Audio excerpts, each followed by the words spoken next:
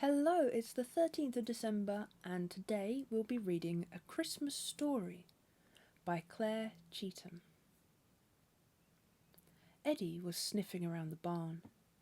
This was his heaven. He loved squelching around in the mud, savouring the amazing smells. When his stomach started to rumble, he sauntered back to the cottage, leaving a muddy trail behind him. The family staying there had disappeared, but Eddie was delighted to see his bowl full of food sitting outside the door. He wolfed it down, quenching his thirst from a puddle. Then he curled up in a makeshift bed in the porch and, after a few twirls, settled down for a snooze. It was even chillier in the morning when he woke. Eddie leapt up and stretched.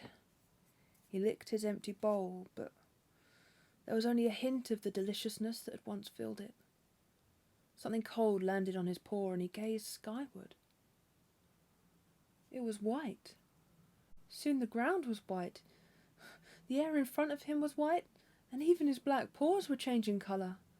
He shook himself free from the flakes, but they kept returning, landing at first gently and then more firmly on his face and legs. Terrified to see the cottage seem to be disappearing in front of his eyes, Eddie rushed to the porch and stood on the step looking out, studying the whiteness. It was getting angrier, howling as it closed in on him, spinning around, white tendrils lashing out. Shivering from fear or maybe cold, Eddie retreated into his bed, burrowing deep into the brown blanket. It was dusk when he awoke, and all was still. Eddie heard a car and took up his welcoming position in front of the cottage. People emerged, and a child threw herself onto the ground, wallowing in the snow, laughing gleefully. The farmer, Nancy, spoke. "Welcome to Eddie's cottage. Meet Eddie. Oh, you poor thing. You're so cold." She ruffled his fur as she spoke. "Let's get you all in and warm you up." Eddie ran round the group, tail wagging furiously before heading back to the porch where Nancy was hunting for her keys to the cottage. "Eddie prefers living here to the farmhouse. He'll keep you safe, and he's very friendly and protective. And I'm just down the track. Call me if you need anything." Nancy handed the young woman a mobile phone. The young woman smiled, and Eddie wagged his tail. "Eddie, these people are special guests this Christmas. They need to feel safe again. You'll look after them, won't you?"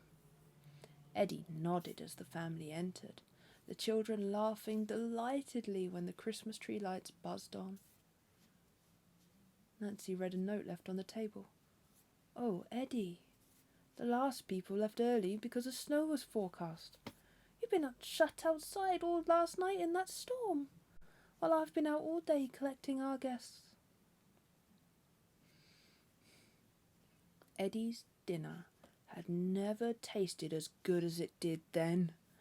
Afterwards he lay in front of the fire with Nancy, the child, and her mum, taking turns to brush him gently until his fur gleamed.